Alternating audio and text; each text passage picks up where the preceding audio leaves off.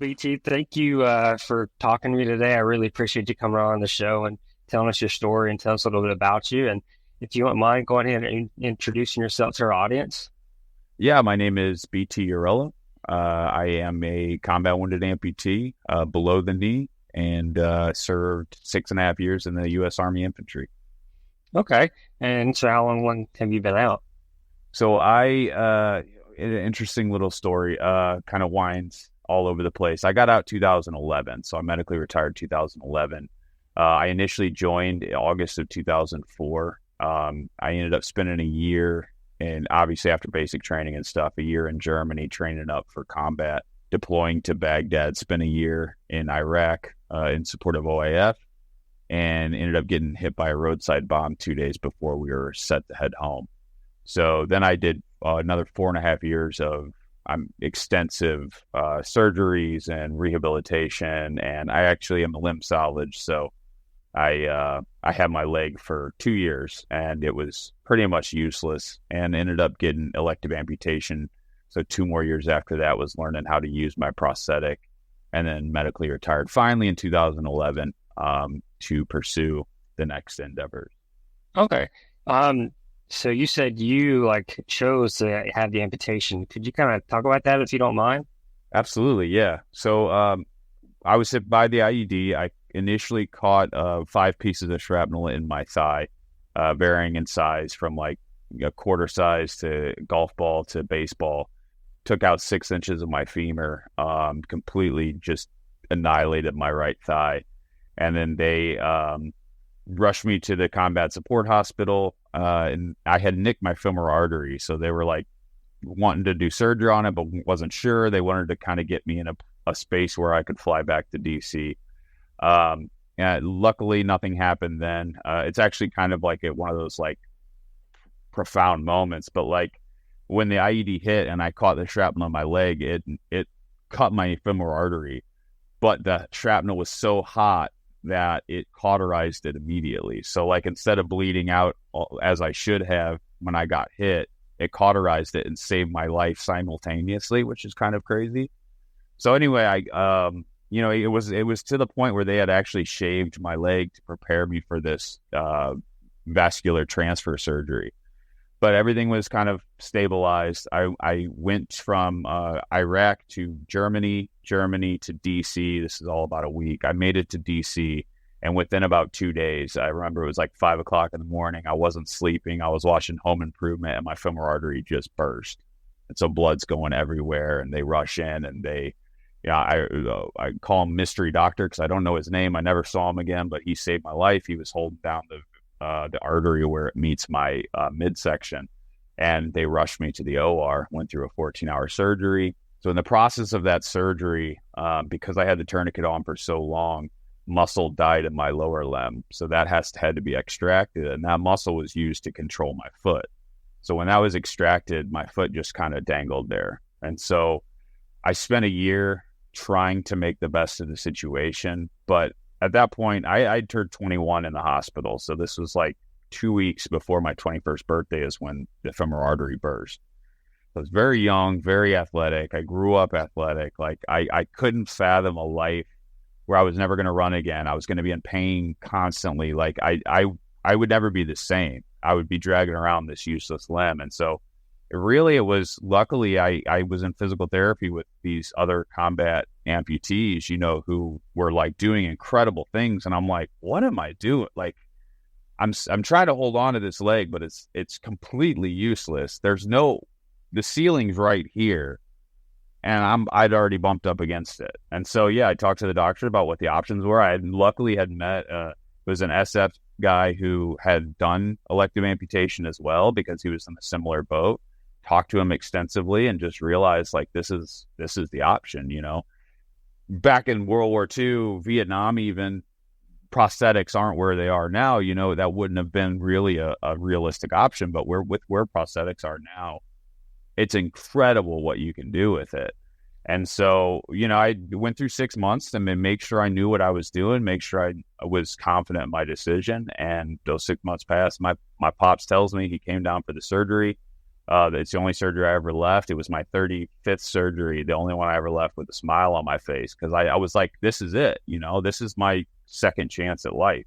I'd already struggled through 2 years trying to make the best of the situation, and this gave me a new lease on life, and that's what it did. I was the person who, as soon as I was out of that amputation surgery, I'm like, hit the ground running, let's go. Physical therapy 5 hours a day, every day for 5 days a week, just working to get myself to a point where I am now, which is I've played every sport imaginable. Like, I've done everything that I could ever have wanted to do, and none of that would have been possible without that surgery. So very hard decision, tough decision. I've researched a ton, and a lot of what I was reading was like, it's like losing a family member when you decide to amputate. And it was, it's like this is something you've been with your whole life, and you're all of a sudden without it. But the things that I attained because I got rid of my leg are heads and tails above the life I would have had without it. Yeah, that's incredible. I didn't expect that. I didn't know that you had that, elective surgery to get amputated. And that's, you don't hear a lot about that. Usually it's like tragic accidents and it just gets cut off. But yeah. And like you said, sounds like it was a freeing decision. Like, yes, it was hard, and I'm sure there's a little bit of effects, but, so from after the surgery and going through physical therapy, when did you start to kind of get involved with either your first athletics or community in the adaptive community? Yeah. So military medical community is fantastic when it comes to providing you opportunities to engage in sports and stuff like that. So like my very first one was mono skiing. So I wasn't walking yet. I wasn't up on my leg yet, but I was able to kind of go down a hill. I had a guide behind me, but mono skiing, it was a blast. It was a fantastic trip. That kind of graduated to golf. So once I had my leg, but I wasn't able to run or anything yet, I was out golfing. So they had a program where you could go and hit golf balls and stuff. So that was kind of that second stage. I mean, by the end of my second year in physical therapy, because I went through 2 years of physical therapy, you spend about a year to learn how to walk right and a year to learn how to use that blade. I mean, it's kind of cool because in the middle, and again, this is so different than what you'd find in the civilian world, which is sad. Like I wish civilian amputees were able to be a part of the community that I was. When you're around these other amputees, it goes stages, right? So you're the new amputee, you're looking at the older men and women who've been there for a year, and you're like, oh my, like you're watching them in physical therapy do box jumps and runs and like all this stuff, and you're like inspired, you're motivated, you're like, I'm gonna do that. And again, that's one of the reasons why I decided to electively amputate in the first place, was because I was able to witness what was possible as long as you're willing to put the work in. And that it was a blessing. And so like I was that newbie in there watching this, going through the motions. 2 years later, I'm the one that they're looking at like, holy crap, who is this guy? Like, what is he doing? And that's what I was fighting for. So I really I fought to be as strong and as athletic as I possibly could be. And at the end of those 2 years, it just so I worked out where I ended up joining a softball team of fully of amputees, and we traveled the country playing ball. And I was playing outfield, and just that's kind of where the athletics morphed to from golf, went into softball. Did softball for years, traveling the country, playing on this team. And that was really my life for a long time. But I always had kind of a need for more. Again, I was wounded at 21, and I'd always had a dream of like playing collegiate sports and being just competitive. I have a really heavy burning competitive fire inside me that's been there since I was a kid. And so I tried out for the University of Tampa baseball team 2012 or something like that. Didn't make it, didn't even come close. But that was kind of the goal that I had placed in my mind. And then just recently, 2019 was when it kind of began for me. But I was an amateur wrestler growing up. That was like my love, my passion. And that was tied to a love and passion for professional wrestling. It's just something I grew up on. Those were my heroes. It was just incredible to me. And I've always had like kind of that little inkling of wanting to try professional wrestling. 2019 is where it started to like, you're getting older. I'm 38 years old now. That was what, 2019, 5 years ago, 33 years old. Like, you're running out of time if you ever really want to make this happen. And 2019, I was down living in Tampa, Florida, checked out of school. I was like, one of the scariest experiences, it's like when you're trying something new and you're entering this space that these people have belonged to for a while and you're the newcomer. It's just scary as hell. But I was like, I want to do this, make it happen. Seemed like unsafe at school. So I was like, all right, kind of making excuses a little bit, but also realizing this is something that like, I don't want to get hurt doing. Fast forward 2 years, I had moved to New Zealand. That's where my wife is from. Reached out to a school out there. Never heard back. So I'm like, okay. Wasn't meant to be. Moved back to Missouri and I look up because everywhere I go, I'm like, let me see what kind of wrestling schools are there. Let me just see. And it ended up being Harley Race Wrestling Academy. Was 10 minutes away from my house. Harley Race is one of the like all-time greats. He trained his son, Leland Race, who has wrestled for 21 years. It was kind of like kismet. It was like one of those situations. It's like, you're going to do this now or you're not going to do it. And so that was 2022. And I just reached out via email, said, hey, I'm really interested in doing this. I don't know if I have what it takes. I'd love to see if I do. But I am an amputee. And he just reached back out. He said, I mean, that's not going to limit you. If it doesn't limit you and you come out and see what you got, we have no issues. Anyway, that was 2 years ago. This is my second year of training. I've had 3 matches so far. So this is kind of the new stage in life. My ultimate goal is to wrestle till 45. So my daughter like knows what she's watching and can be like that, that was my dad, and have those core memories that she'll hold on to forever. But yeah, so it's like weaving in and out of all my loves, baseball and wrestling and all that stuff. But I find myself now here in professional wrestling, which is something I never thought I would do. And it's pretty cool that I found myself here. No, that's really awesome that like you set this goal, you tried it, this didn't work out, like kind of like everybody has that story. And now, you didn't quit. You're now in the wrestling school and stuff like that. And you've had matches. So what was it like your first time showing up to the wrestling school? And then could you kind of dive into your training and like nutrition and things like that as well?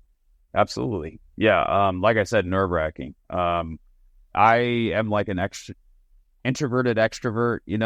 When I get comfortable, I'm outgoing as they come. But when it's like in the beginning, I'm just like, oh my God, what am I doing? So yeah, the first day was scary. But like once you get in there and once we started working, I'm like, I felt like the first time I walked in that ring, I was where I always belong. Like that's what I dreamed of. And so once I actually stood inside that ring, and it's a long process and building blocks, like with professional wrestling, it takes these stages to get to the point where you need to be. And they're you spend your whole life dreaming of this thing, and then you're taking little baby steps to get to where you need to go. But it's about safety, right? Because this is it can be a very dangerous sport. And so it was just funny because by the time I got in there, I was like, can we get to run on the ropes? Can we do some body slams, And it's just like, you had to work your way there. And now I'm 2 years in and I'm doing everything. And it's, I'm just every Tuesdays and Thursdays every week. I look forward to it so much. And training's rough. It's a lot of cardio because when you're out there, especially when you're in front of a crowd, you run out of breath and you have to learn how to kind of navigate that. You're also, it's professional wrestling. So you kind of got to build everything as you're out there, you're going through it. You got to listen, you got to keep your ears open. You got to be able to work as you're going. And like you said, with nutrition, I go through, if I'm going to have a match, I make sure I eat right. I eat clean. I want to go out there and look like a professional wrestler, but also have the stamina and the ability to go through a match and not make a fool of myself in front of the crowd, It's the ultimate nerves, but also the ultimate adrenaline rush to be out there and to know that in any moment you can screw it up and look like a fool in front of everyone. But that's what you work to try to get to the point where you don't. And everyone's going to hit that point where you do. But it's, you make every attempt not to let that happen.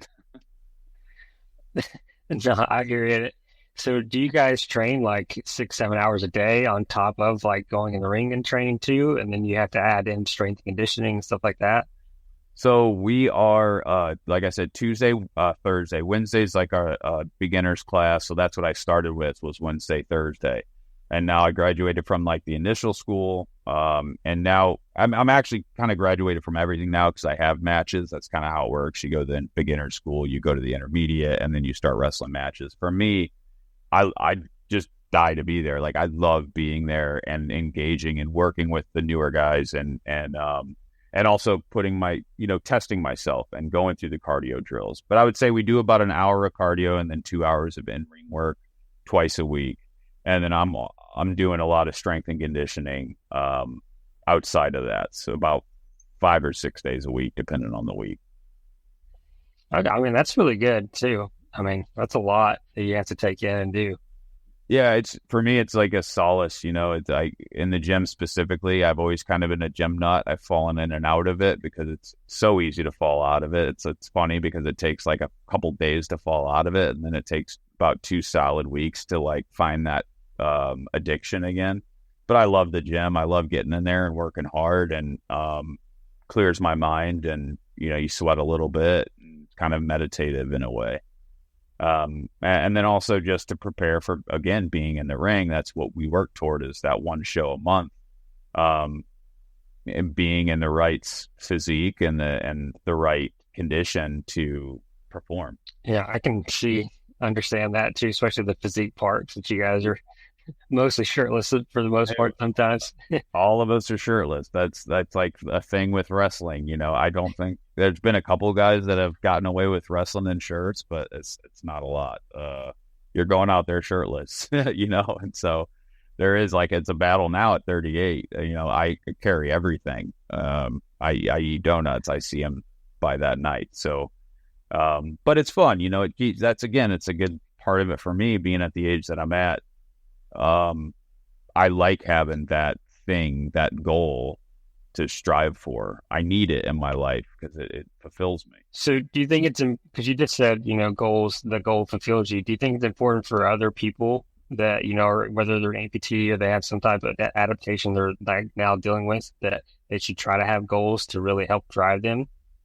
1,000,000%. I mean, it's even the small ones, right? Because I didn't start out when I got my amputation surgery. It wasn't like, well, I'm going to become a professional wrestler. No, it was like, well, I'm going to walk straight without a limp in my gait, right? That was my number one goal when I first started because I was hitting my thighs. So like I've had a bunch of bone and hip and all these issues with my side. So when I first got my leg, I had a very noticeable hip drop. And so I had to work every day with my physical therapist, walking in front of a mirror, walking back, walking in front of a mirror, walking back, so I could see it, visualize it, and kind of correct that hip drop. And so, like, that was my first goal. The second goal was getting my running leg. Okay, I have my running leg now. My goal is to learn how to use this running leg to the best of my ability. When I had the goal for University of Tampa, I mean, I was at the batting cages every single day for a year. I think I trained up for that, just trying to get in the position where I would be comfortable out there and hopefully make the team. And even not making the team, that allowed me to kind of get in that zone and really focus. For me, I have to have something that I'm focusing on, something that I'm working towards. And without it, I feel almost lost and aimless. And I think it's so important just to, even if it's something small, like okay, I'm going to walk without that hip drop, or I'm going to learn how to run in a way that doesn't hurt, or run in a way that allow me to play softball, or, whatever it may be. It's important to have that thing you can focus on that keeps you driving forward on the days that you don't feel like it. So like going kind of in the goals route, like, I mean, we all know like it's good to be goal oriented and stuff like that. And you're mentioning that with the veteran community and stuff like that, I mean, you get to see these people that are advanced or like ahead of you. So you have that like community, but what advice might you give to someone that like doesn't have that community, like you got to be involved and see people ahead of them? I think, and again, it's such a sad thing. I wish there was more opportunity for that in the civilian community because it's so important. But I think the power of the internet, right? We have the ability to be involved. This podcast is one of them, like just to go and see what's being done. And it's part of the reason why I never shy away from telling my story and getting my story out there, is because I want those who are newly dealing with these issues to understand that it is a long road, but it is a road that they can travel. It's possible. It's as long as you keep your head down and you keep fighting forward, driving forward. And so I think that's really what essentially you have to do is kind of seek out those sources of inspiration, where for me, I was able to see it firsthand. And it's, even for me, like with a thing like wrestling, there was a wrestler, and I'm going to forget Zach Gowen, who wrestled for World WWE, and he wasn't like me. He wasn't below the knee and had a leg. He wrestled with one leg, and his other leg was cut above the knee. And I would watch his videos for inspiration, and I'm like, this guy wrestled at the top, the pinnacle of the professional wrestling world, and to watch his videos and to see what he was able to do on just one leg.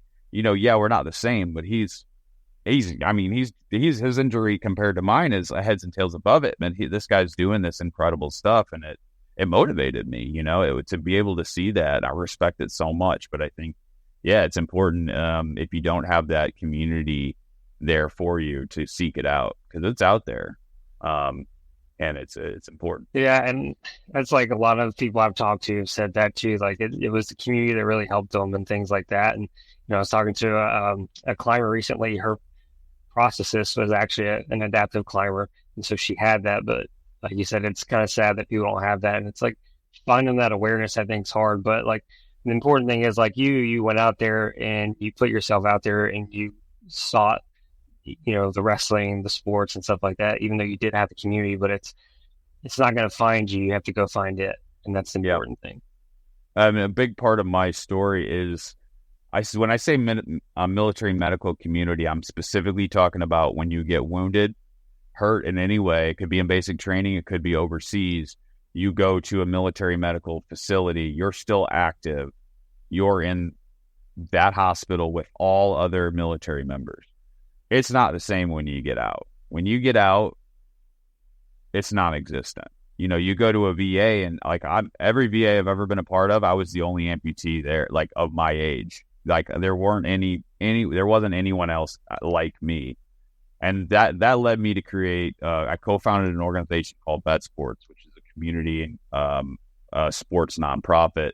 And what we provide is, we provide groups in cities across the country that are there to help veterans reintegrate back into society. So it's not just wounded, it's not just disabled, it's all veterans, and it's through sports and community involvement. But only saying that to say, sometimes you have to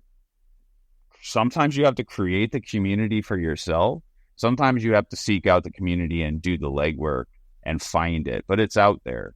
And that for me was a lifesaver, because when I got out of the Army, I hit a whole other, like I was in the best peak physical condition I could ever be in with my prosthetic, but mentally I was bad, falling into alcohol, substance abuse, PTSD, depression, all of it, because I went from this incredible organization, military medical community, where I had all this support, all the programs I could be a part of, to civilian life, where I, just like a lot of these people who are dealing with it in the civilian sector, had nothing, no programs, nobody like me that I could relate to and have that camaraderie and communicate with, nothing. And I had to create it. I had to create it to have it. It saved my life, because I ended up moving to Tampa to trying to, I'm like, Florida sunshine, that'll work. Next step. And ended up being really miserable down there. And that's when we created Vet Sports. And I'm like, I got to change this. And I reached out. It was another scary point of my life, but reached out to these other veterans to try to put this team together. It started with softball, but it's really any sport you want to play. At that time, I was softball, just to try to set this team up together. And just having that once a week, we'd play softball once a week, me and other veterans. I had other amputees. I had a couple, other wounded. I had regular veterans. It didn't matter. It was just that community and that camaraderie that inevitably pulled me out of that hole. And it was so important for me to have that community in place. And I didn't realize how much I needed it until I left the hospital, retired, and then found that there was nothing for me in the civilian sector. So how did you get through that before you founded Vet Sports? Like, was there like a mantra? Was there some motivation, or it's kind of just you rode the roller coaster until you really found Vet Sports? Yeah, so a big part of that was the softball team I was on, the traveling softball team. So I could look forward to that. That was really great. But that was only about once a month, and it was still great to have. But I was also I was floundering in the times where I didn't have that. Like, only was I happy when I was traveling with the team. So I would say, honestly, hitting rock bottom. Realistically, it's what it was for me. There was no mantra. There was no anything. It was just I got to the point where I was like, I can't keep living like this. I don't want to keep living like this. I have to make change. I have to, or else this is it. And that was it started with the move to Florida, getting away. Cause I was kind of an unimportant part of the story, but I was stationed in DC at the hospital. I'm from St. Louis, Missouri. I wanted to find somewhere in the middle to go to college because that's the next step, right? I got out of the military. I'll go to college now. And I applied all up and down the Appalachians, and I ended up getting accepted to WVU. And I was like, great, I'll go to WVU. I'll start my new life, right? And then I discovered, I went from having all this support to having no support. I was 2 loneliest weeks of my life. I ended up joining a fraternity because I'm like, well, what else is there to do? I need that community, right? So I'll just go join a fraternity. Not a great idea. Ended up partying my life away pretty much. And I spent a year there and just, like I said, hit rock bottom, got to a point where I'm like, what am I doing? I'm 25 years old. I was failing all my classes. I didn't know who I was. I legitimately had no idea what was next, who I should be. I'd planned on 20 years in the military. That was gone. Who the hell am I? And so it was just kind of that kick in the butt that I got from reaching that point that forced me to move down to Florida. Luckily, I have a lot of, I'm well connected in the veteran community, as we all are who go through the military medical community.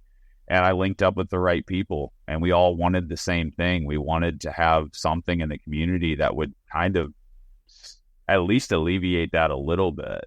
Just be there to have that community and that camaraderie when you get out and you don't know who you are or what purpose you serve. At least you have people that you can count on who will be there to help lead the way. Yeah, I've kind of been there in those shoes too during my training, so I can understand it on a different, smaller scale. But so do you think is it sports in general, or you think it's more the community in general that makes the most impact with the adaptive community?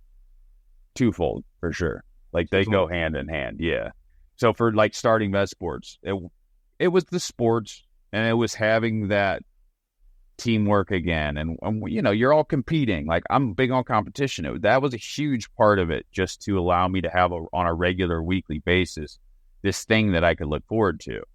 But the other aspect of that is seeing the other veterans that you're helping, right? You're you feel better about yourself because you're able to help another person. And so that's another aspect of it. That's inevitably why we went from just having this weekly thing for veterans in whatever sport they chose to then we started doing community events. So we had everybody meet up and did the organization that builds houses. We built cat condos in the Humane Society, just different things within the community where we're working outside of ourselves to contribute to the community we're in. And doing things like that, it gives you purpose. It gives you things that you can look forward to and things you can look at and say, hey, we did some good here. And it takes kind of your mind off of all the negative crap, because it's so easy to get caught up in the negative space and not woe is me, because I think we all deserve to be in a position where we give ourselves a little bit of grace and a little bit of leeway in terms of life's tough. It's not easy for anybody, regardless of injury or not. And, but it's important that you don't stay in that zone and I was, and you get out of it and you start seeing the world and helping others and contributing. And so I think it's twofold. I think it's really important to have that athletic aspect because it allows you to see yourself get better.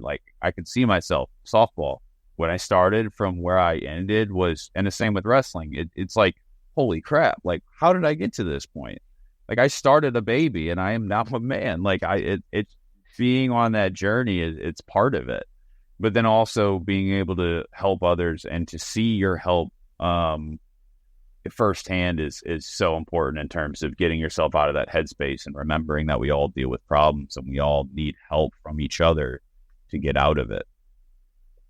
Yeah, and you mentioned like a lot of good things too that I think people maybe don't have as like a purpose, but I really love how you go full circle. Like I was in this position watching these people, but then the part about giving back, being a mentor, helping the, like you said, the younger wrestlers coming in, like, oh, I was in their shoes and now I can help them. And I think that's a big thing to look at and to point out too. Huge part of it. Yeah. And it's like, it leads you to where you don't even know you were going to go. So like, even when I retire, from wrestling, but even when I get done wrestling, when my body says, okay, it's time to call it quits, my goal is to train. I want to train young wrestlers. Like I want to give what I got when I started, because I started as this newbie and didn't know anything. And now to be able to be here, and I'm still a newbie, like wrestling is one of those things professional wrestling is one of those things that takes years and years and years to get to the point where like you're a veteran, right? But I want to give that back because it is fun seeing the new ones come in. They've got like that glow, that same one I had when I started, of like the what ifs and the possibilities. And I want to contribute to making that a reality.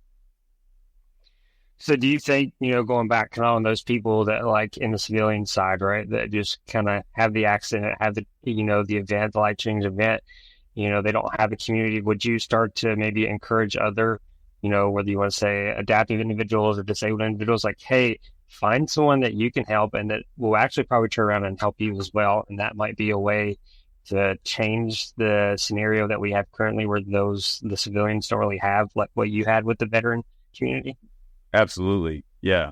I think if you can't find a community out there for you, create a community. I think like it's a must because it may not necessarily be there for you. It might be something that you have to go out, reach out to people and make it a thing.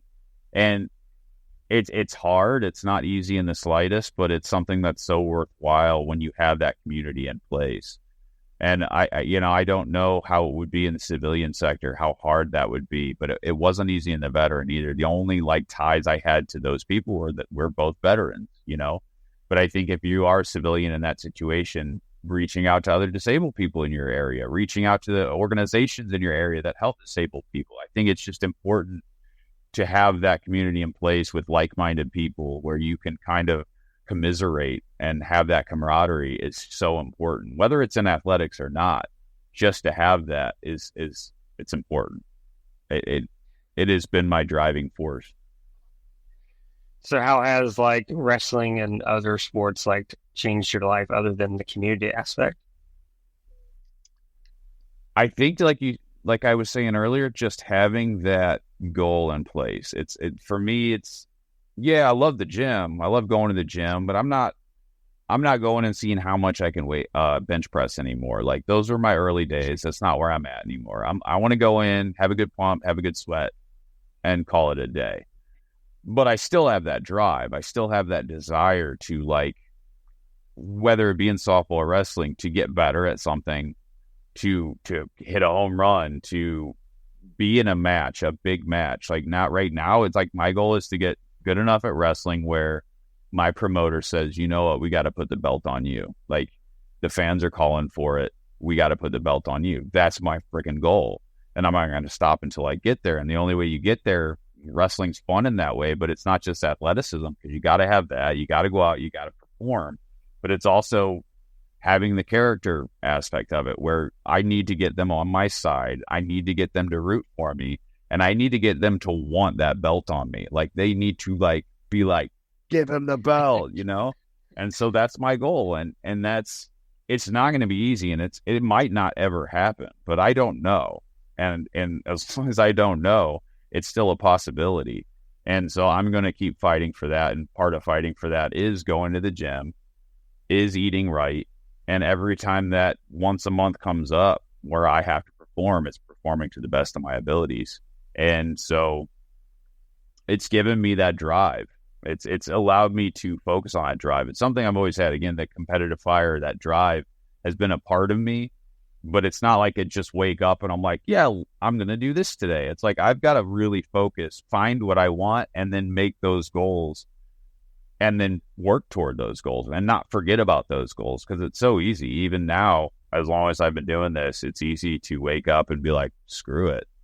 But I don't allow myself to get there. I try to keep myself in the right headspace, and I try to keep those goals that I've set for myself in place. Awesome. I just love watching your face light up when you talk about wrestling. You can just tell you love it so much. It's awesome. I do, man. I do. Yeah, it's been my whole life. My 5-year-old 5th birthday, one of my earliest memories was getting like a Hulk Hogan plush like slam buddy, they're called. But yeah, they were my superheroes, man. I grew up during like Attitude Era, Stone Cold Steve Austin, The Rock, and I remember watching them and just imagining what it would be like. I tell a story all the time, but like my couch cushions, I used to wrestle my couch cushions and like just body slam them and leg drop, and just imagining myself being in that position. So yeah, it's a love, and it's also just the community aspect of it. It's not something I ever thought about when I went for wrestling. You know, I just wanted to become a wrestler and walk through those curtains. But Tuesdays and Thursdays, just seeing my people and being there and BSing and just talking about our lives and having that has been like, it's almost even more like I would still go if I never got to the point where I could wrestle. Or if I get to the point where my body's like, no, we can't do this anymore, I'd still go because I love being around those people and I love being in that community. Again, it's having like-minded individuals around you with common goals. It's huge. Yeah, and that's big right there is your environment, right? Like a lot of people don't understand how that can play, has such, the impact of your environment is crazy to what it can do, you know? Huge. Yeah, huge. And it's a solace. It's a relief. It's therapy. It allows you to get out of your own head and just commit to something and hear other people and be involved. And it's just, yeah, it's a blessing. It truly is. And even through the pregnancy, my wife's like, you're going to wrestling. Like, she understands like how important this is for me and how much of a better human being I am because I have this outlet and because I have these people. Yeah, it's incredible. Yeah, I think that's the big takeaway right there is the support. Yeah, very, very important. So we talked about really my whole life. Just every aspect of my life, you know, this military medical community, vet sports, these teams, it's all about having that support and that, around me. Yeah, and I think that's good till I mention that because, you know, some people either, you know, we've kind of gone round and round about the community and stuff like that, but just the support, your environment, community, the biggest thing, 3 things that could impact you, especially given the fact that someone might be going through such like a big life change, which it is, losing, whether you're losing a limb or now you're in a wheelchair, your life has completely changed. Mm-hmm. Absolutely. And like we kind of mentioned, you know, your first like day when you went to wrestling to the school and stuff like that, and you mentioned you've had matches. So what was going through your head during your first match or when you finally got selected to match? Oh man, it was the best.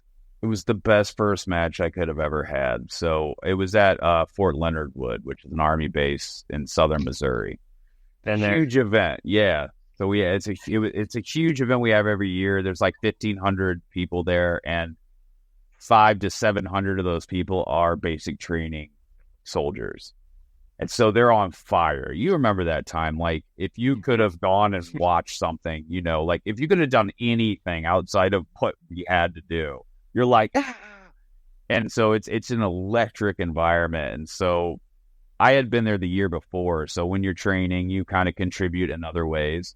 I have my bachelor's in film and media, and I'm getting my master's in film and media. I have 1 semester left.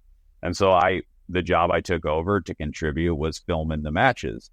And so I filmed the match. So this year was my debut in February. So February of last year, I was there to film the match. And I'm like, oh my gosh, just feeling that intense environment, the crowd cheering. I was like, this is it. Like, this is what I'm fighting for. And I talked to the guy that runs it, and I'm like, what do you think about me debuting here next year? Like, kind of laughed it off. Like, at that point, it wasn't sure if I'd even ever wrestle. It was only 8 months into wrestling, and I was still early on in terms of training. And it just so happened to work out. I ended up having surgery in July to correct something, because I should have started last fall. But I had some surgery to correct some things, and it just so happened February was going to be my debut. And it was electric. Like, there was no nerves. It was like, once I heard that crowd and once I stepped through those curtains, it was everything I thought it should have been and more. Like, I was like, this is where I'm supposed to be. This is exactly what I'm supposed to be doing. So, like, I had to go out there and give a promo to start the event, and then I would be in the main event later on in that night. And I thought the promo, honestly, was what I was most worried about. I'm like, I've been training for 2 years straight to, like, do a good match, but I got to go out there and, like, make these people believe. And it was just like, I wasn't even in control of what I was doing. Like, I was just so alive, felt so alive by the cheer of the crowd and that energy in that building, that the words just came out of me, and it went great. Yeah. And then to go out there and wrestle for the first time, honestly, I wish I could bottle that feeling. I wish I could relive that experience over and over every day, because it was unlike anything I could have ever imagined. And it's the pinnacle of a goal that I never thought I would attain. So it was like doubly. It was not only the energy and like kind of that incredible feeling of having a crowd that size and being able to get them on your side, but also the fact that it was something that I wasn't quite sure would ever happen. And it did. So it was like fulfillment of a dream, and proud of myself, I guess. No, that's really cool. And I like how you said it was like fulfilling a dream, right? Because, I mean, we all have dreams and aspirations. And like you said, you found wrestling, but you used to get into it as a kid, which I know we've all had our WWE days and stuff like that, and watch that stuff. Do you think it also was kind of extra special because it was in front of like other soldiers and stuff like that? And being, a veteran, you're like, heck yeah, I get to go out and wrestle in front of these people. And like, you think that gives you like extra energy too? 100%. And of course, being an Army veteran, they announced, I told my story. That's part of what made it so electric too. Like, they were on my side 100% of the way. And like, that's my people, I felt like I was a part of with my family. And then at the end, it was really cool because the captain came up to me and she said, I work with a platoon of individuals who have gotten hurt in basic training, and a lot of them are getting out because because of the extent of the injury, and I would love for you to say a few words. And that was like so incredible, man. Like, I love that opportunity to be able to talk to them. And I really just said, find your dream and chase it. Not today, do it tomorrow. Like, because I had waited so long to do this wrestling thing and make this dream a reality, that I just wanted them to know, like, this isn't the end. This is only the beginning. Whether it's books or art or athletics or physics, it doesn't matter. Whatever you're passionate about, chase it with everything that you have and make it happen. Because there's so many circumstances where you talk yourself out of stuff. I've done it myself my whole life, where you talk yourself out of stuff because of this or that or the other. And it's easy to fall into that and let that kind of self-doubt and that negative energy dictate how you live your life. And I think it's important to put all of that aside and to envision yourself where I was that night. If only I could have known what that feeling would be like, right? I never would have let it take that long. But you can't know unless you get there. You just can't. You just have to hold on to that hope and that vision of what it could be like to attain it and make it happen. And then, like I said, it was greater than anything I ever could have imagined. And I'm so happy I stuck with it. So it was nice to be able to share that with them, and to hopefully have had an effect on even one of them, to allow them to not beat themselves up over the situation that they were in, and hopefully transition out of the military with a little bit of inspiration to chase whatever dream they may have. So it was a really cool little ending to the night before I got to see my baby out there. Again, that's a big part of it too, is being able to have her out there and to know her dad didn't quit. I want her to have a good example of not letting life bring you down, and to not let life change the way you operate and change the dreams that you've set for yourself. All right, BJ, I appreciate you sharing that. I mean, that was beautiful, especially like you said, that captain pulled you aside and you got to talk to a platoon of people that have been in your shoes, which, like you said, you're already working on mentorship. And it's a lot of people don't get those opportunities. So it's awesome that you got to do that. Like I said, and it was like the end to like a culminating event of like living your dream and being in that position where you just feel so fulfilled. You know, it's like a big old full circle that a lot of people don't get the experience. Yeah, it really was. Good way to put it, full circle. That's what it felt like. And I was very appreciative to have that opportunity in front of those warriors. You know, anybody that signs the dotted line, you know, being Marine, like I have so much respect for anybody willing to sign that dotted line and to serve our country. And especially, you know, they're all kids, man. They were standing in line, all these privates, you know, they're 19 years old, 18 years old. They're like, can we get your autograph? You know, they're like, oh, man. And I'm like, this is what it's about, man. This is what it's about. It was incredible. Yeah, you're right. I mean, because like I said, I mean, people get what I think a lot of people don't understand too is like there's a lot of people that go to sign that dotted line and get turned down. Yeah. You know, so like if you're able to do that and go do that, I'm with you. I have so much respect for people who do that. And just because I understand it's easy to sit here for both of us to sit here and be like, I understand the sacrifice you're making and all the stuff that you're going to probably have to go through. But like, yeah, like you said, it's ultimate respect for them. Mm-hmm. Yep. It's an instant family. I feel connected to anybody that has worn the uniform or still does usually wear the uniform. And those that are on the other side of it as well. And I said that in my promo, but the families as well who are sacrificing back home, you know, while their loved one is serving or in training or whatnot. You know, it's multifaceted. Yeah, and it's definitely not an easy life, but it's so worth it in the end. Like you said, you know, we have that connection sitting here talking to you. I can feel that connection sitting here through a computer screen. Absolutely. You know? Yeah. So moving forward, you mentioned that you have like you're getting your master's degree in film and media and stuff like that. So where do you kind of see your future with both wrestling and kind of your master's going forward? Yeah, so my ultimate goal, it's funny because everything kind of works out in its own way, but I initially joined film and media because I had done I got out of the military. I was like, I'll be a finance degree because I had a guy in my unit who would talk. He got finance degree. He's like, that's where the money is, you know. Went from finance to criminal justice to like sports medicine, and I went all through this little journey, hating every freaking second of it. And I'm like, I'm medically retired. What am I doing? Film for me, like film, TV, it got me through so much in those days of really hardcore depression. Those were the things I turned to get me through those days. And so, yeah, I've been a writer my whole life, and I really wanted to get into that medium to become a screenwriter was my ultimate goal.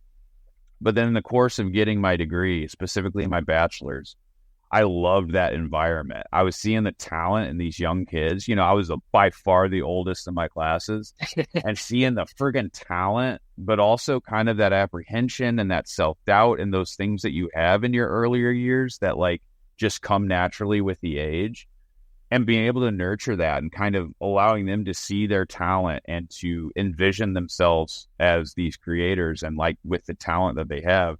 I kind of got inspired by that and wanted to be a part of that community. So I wanted to become a professor. So my ultimate goal, again, I got my master's degree. I've got one semester left, is to teach in the film and media arts field. So I'll be looking for a job as a professor here in a couple months once I'm almost done with my degree. And that's my ultimate goal. I don't have any like aspirations to move to LA and to get in the film business. It's never really been my thing. I'll still write screenplays and try to get those out there. But my ultimate goal is just to teach the up and coming filmmakers and allow them to express themselves through the field, because I love it. I absolutely love how diverse film is. So many different types of films and so many different ways to express yourself through film. And I love the idea of being able to nurture that in future students. So that's the ultimate goal. I would be lying if I said I wouldn't think about one day potentially writing for a wrestling organization. So if a job were to come up with WWE, to be able to write for them, would not turn that down at all. And then with wrestling, there's no pipe dream of working for WWE. I'm a 38-year-old man. I know my limitations. If I got the call tomorrow, hell yeah, I would be like, let's go. But I'm not somebody who like lives in that world. To me, the dream was February in front of that crowd. If I had stopped after that one match, would I miss it? Absolutely. Would I be able to still say, hell yeah, I did it? Absolutely. So my goal is, like I said, reach 45. We're not going to be here in Missouri forever. I'll wrestle for this promotion and local promotions for the rest of our time here. And then, like I told my wife, and she knows and is fully on board with, wherever we move next, there's got to be a little promotion in that area I can work for. Because I love that connection with the crowd. I love being out there. I love professional wrestling, and to be able to be in it, even at the independence level, is more than enough for me. So hope to continue wrestling. I hope to have my daughter out there in the crowd cheering me on, and to hold those memories forever. And then, yeah, educate future filmmakers. That's the future goals. That's some good shit you got coming up soon. That's awesome. Yeah, man. I'm excited for it. Did you ever see yourself as like this big mentor? Because throughout our entire conversation, I've just heard how you've given back, right? You've had the vet sports. You've talked to other amputees in that veteran community. Like you said, you're in a position where you're 6 months ahead of them or something like that. You're mentoring them now. You're mentoring these wrestlers that are coming up. And at the same time, you're now going to be a professor. I mean, did you ever see that for your life, that kind of pathway? No, not at all. No. Yeah, it's even weird to even hear that, like that's what I am, a mentor, right? It's hard for me to even see. And like, I was given the opportunity to give speeches in my late 20s, right? I had a speech in front of 4,000 people. And that was like the position to inspire, right? I'm a motivational speaker. At that time, I was so screwed up and drinking and just like so outside of my mind. I'm like, what am I, like, who am I motivating? I kind of fell into this, right? Like, I found my way out of the hell. And like, literally now it's not even in my mind that I'm mentoring. It's just that I'm like, I know how much of a struggle that was and how much I needed people to help me out, that I just want to be there. Like, I just want to be available and accessible to people, to be a lifeline if necessary, so that they know they're not alone and they know that I'm here, that I've been through it, and that I just want to, in any way possible, help them to not be stuck in that, because it's so easy to get stuck in that. Like I said, at that point in my life, I should have been happier than I've ever been, right? I'm having all these opportunities in place. I had vet sports. I was early in the days of vet sports. Like, I had these things that on the surface appeared like my life was going well, and it wasn't. And so I know a lot of the times it's hard to tell. And the more I allow myself to, for one, tell my truths, and for another, make myself accessible to people, the more I'm able to help those that you wouldn't even know they're going through it. So yeah, I guess I never saw myself as a mentor because I've struggled to even get to this place in my life. But I do now understand that it's almost a responsibility to share my story and to be a guiding light, which is this horrible, hokey way to say it. But to be that, again, in physical therapy, when I was a new amputee, to be that one that you can look at. I don't want it to all be like, here's my words, do what I did. I want it to be like, you can look at me and see A to B, how I got here and what I had to do to get here. It's not easy, but if you keep fighting, you can do it. And that's really all it is. I live my life. I try every single day to get better and to improve myself and to be a better human being. And hopefully just be a good example to not only my daughter, but the people that I interact with, those soldiers in that platoon. The people in vet sports who are new to the organization, the new wrestlers that walk into that gym. I want them to feel welcome. I want them to feel like they can do it no matter what. So Yeah, never saw myself being here, but I have begrudgingly taken on the role because I do think it's really important. Yeah, and Yeah, I'm at the age now where I can appreciate it. that's fair. Well, and like you said, you have all these life experiences, but at the same time, you're very genuine about like how you say it and how you present yourself and like how you want to help those people, which is great. Yeah, and I'm You being know, honest about the dirt, man. I think it's so easy to say all the good. Nobody wants to talk about the dirt. I mean, not nobody, but it's something that we easily can brush under the rug and feel embarrassed about. And I've not allowed myself to get there because I think the dirty and the ugly side of being human is just as important as all the accolades and all the goals accomplished and all of it. It's all the same story. They're all tied to each other, and they're all just as important for people who are fighting the fight right now. yeah, but it's like that instant connection of like telling about the dirt. Yeah. Yeah. Just to know you're not alone. Yeah. It's important. I got you. Well, dude, you're amazing. I Thanks. appreciate like telling your story, your candor, everything we talked about. And I kind of like see what you're saying. Like that's something I know myself too that I could be better about is like mentorship. And so like having you come on and talk about it and like all the things that you've done and continue to do, I think that's something that we need to see more of, especially and that goes for adaptive or non-adaptive populations. Like I was talking to another veteran climber who is an amputee, and we were talking about like sometimes us veterans are bad about seeking mentors or being mentors. And that's something that maybe within the veteran community, we could definitely try to look at trying to be better of.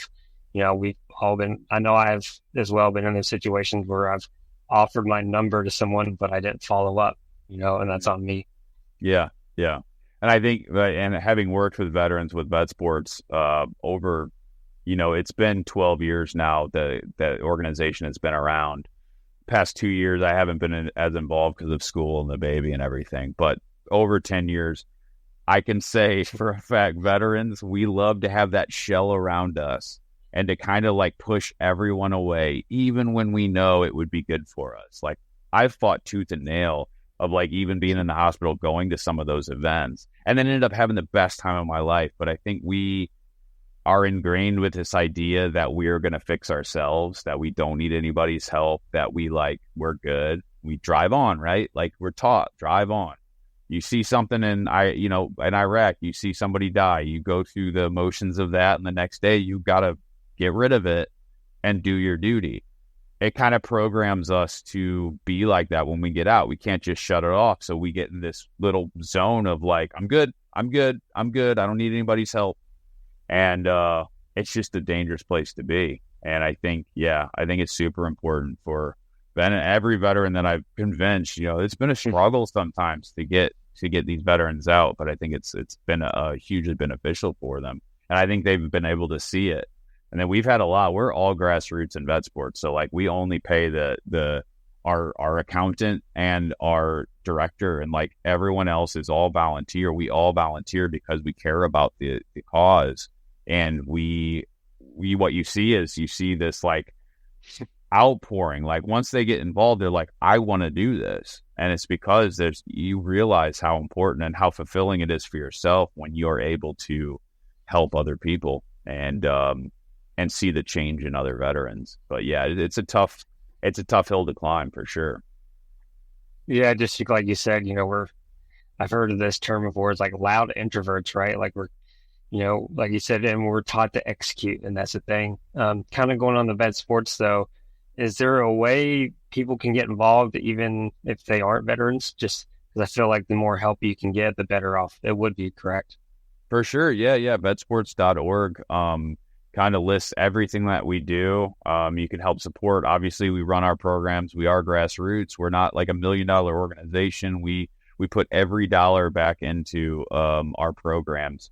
And so any dollar counts, but also just getting involved in terms of volunteering, and we have lots of volunteers within the different groups throughout the country who assist in fundraising and stuff like that. So there's definitely opportunity to get involved for sure.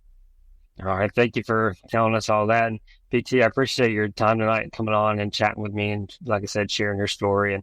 And going forward, it sounds like people can follow you on Instagram and things like that. But is there a way they can follow your wrestling career as well, or maybe kind of watch you live? Or For sure, yeah. So at Blade Lennox on Instagram, Blade Lennox on Facebook. That's my wrestling name. Blade because that's what it's called, the prosthetic that I wear, and Lennox is my pop's middle name. So Blade Lennox on Facebook or Instagram. And then World League Wrestling is the promotion that I wrestle for. It's my parent promotion of Harley Race Wrestling Academy. And if you search World League Wrestling on YouTube, all the matches are posted on there. So yeah, that's really where you can watch that. And like you said, BT Urruela on Instagram and Facebook for all other things. awesome. So you heard it, folks. Go follow him, follow his story, and watch some of his wrestling matches. And we'll see you later, BT, again. And hope you enjoy your evening. And I appreciate your time and thanks for coming on. Hey, thanks a lot, Ben. I appreciate it as well.